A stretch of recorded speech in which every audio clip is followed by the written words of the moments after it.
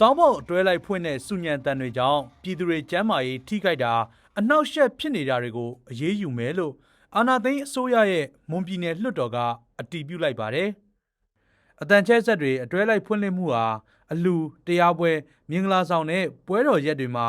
ယဉ်ကျေးမှုတရက်အနေနဲ့ဖွင့်လှစ်ကြတာမျိုးဖြစ်ပြီးအရင်ကလည်းဥပဒေအရတားဆီးမှုတွေရှိခဲ့ပေမဲ့ပပျောက်သွားတာမျိုးမရှိဘူးလို့ဒေသခံတွေကဆိုပါတယ်။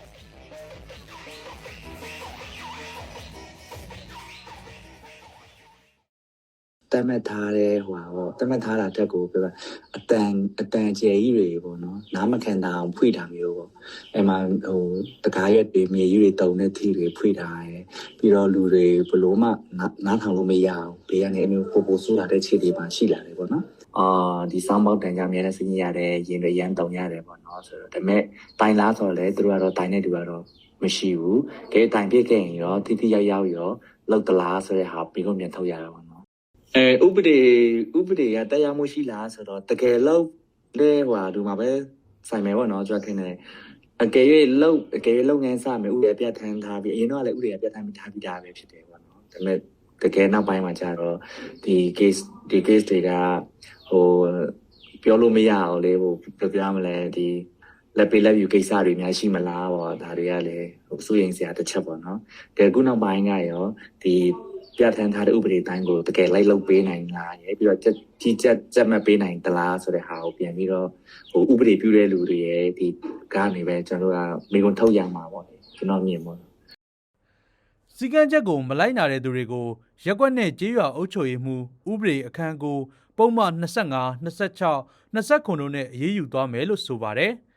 လက်ရှိပြဋ္ဌာန်းထားတဲ့ရက်ကျေးဥပဒေပုံမှန်တွေအရာအတန်ချဲဆက်ဖွင့်ဖို့စီကံချက်တွေသတ်မှတ်ထားပြီးမလိုက်နာဘူးဆိုရင်ကျပ်ငွေ9000ထက်မပိုတဲ့ငွေဒဏ်ဒါမှမဟုတ်9ရက်ထက်မပိုတဲ့ထောင်ဒဏ်ချမှတ်တာတွေကိုလှုံ့ဆော်နိုင်တယ်လို့ပြဋ္ဌာန်းထားပါတယ်။ဒါကြောင့်စောင်းပေါက်ဖွင့်လှစ်သူတွေဟာမဖွင့်ခင်ရက်ကွက်ကြေးရွာအုပ်ချုပ်ရေးမှုရုံးတွေကိုအချိန်နေရာနဲ့အသုံးပြုမဲ့ပုံစံတွေကိုတင်ပြကြရပြီးခွင့်ပြုချက်ကြမှသာဖွင့်လှစ်ကြရတာဖြစ်တယ်လို့အတန်ချဲဆက်အငှားဝန်ဆောင်မှုလုပ်ငန်းဆောင်ရွက်သူတွေကဆိုကြပါတယ်။အခုဇွန်လ12ရက်လွှတ်တော်မှာတားဆီးပိတ်ပင်ဖို့အဆိုကိုအတည်ပြုလိုက်တာကြောင့်တချို့နေရာတွေမှာလက်တလောစောင်းပေါက်မဖွင့်ဖို့တတိပေးမှုတွေရှိတယ်လို့အတန်ချဲဆက်အငှားလုပ်ငန်းဆောင်ရွက်သူတချို့က AR ကိုပြောပါတယ်။ဒီလေးတဲ့နင်းတွေ့လာတော့လိုင်းပေါ်မှာသတင်းနဲ့ဟရင်းနေတာဟုတ်ကဲ့ဆရာလို့တွေ့ပါတယ်လောလောဆယ်မဖွင့်နေအောင်နဲ့တွေ့လို့ပဲကျွန်တော်ပြောရတယ်ဘယ်လိုပုံစံမျိုးဖြစ်နေကြလဲဆိုကျွန်တော်ခုနကပြောပြလို့ပဲလေသူတို့ပြောတာကအကုန်လုံးကျွန်တော်တို့ဘက်ဆမ်းမှာသူတို့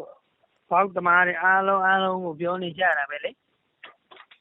ဘယ်လိုပြောနေကြလဲဆိုတော့၄လုံးပဲတင်မယ်ကွာဥပမာကျွန်တော်တို့သမားအချင်းချင်းကကျွန်တော်ပြောတာပေါ့ကိုနေလောက်တော့ကိုပြောလို့ရမလားတော့မသိဘူးပေါ့နော်တို့အဲချင်းတွေကမနေ့ကပြောနေတယ်အေး၄လုံးဆိုတော့အခုရွာသားတွေပဲ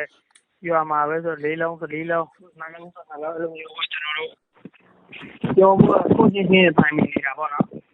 အတန်ချဲဆက်စောင်းပေါက်လော့စပီကာလို့ဒေတာလိုက်အမျိုးခေါ်တဲ့အတန်အမြင့်ဆုံးဖွင့်ရတဲ့စက်ပစ္စည်းတွေဟာမွန်ပြည်နယ်မှာသာမကပဲမြန်မာနိုင်ငံတနင်္လာရီမှာပွဲလန်းသပင်တွေနဲ့တွဲပြီးတွေ့ရလိမ့်ရှိတဲ့ယဉ်ကျေးမှုတစ်ခုလို့ဆိုကြပါတယ်။ဒါတွေဟာအလှမင်္ဂလာဆောင်အတုပကုသိုလ်ရေးစတဲ့တာရေးနာရေးအခမ်းအနားတွေတဲ့မပါမဖြစ်အသုံးပြုကြပေမဲ့တတ်မှတ်အတန်နှုန်းထက်ကျော်လွန်ဖွင့်တာအပြိုင်ဆိုင်ဖွင့်လှစ်မှုတွေဟာတာယာနာပြောပွဲအစားစုညံတန်ဖြစ်သွားလို့ပတ်ဝန်းကျင်လည်းထိခိုက်ရပြီးကျန်းမာရေးထိခိုက်မှုတွေရန်ပွဲတွေဖြစ်လာကြတာလို့ပြည်သူတွေကဆိုကြပါတယ်။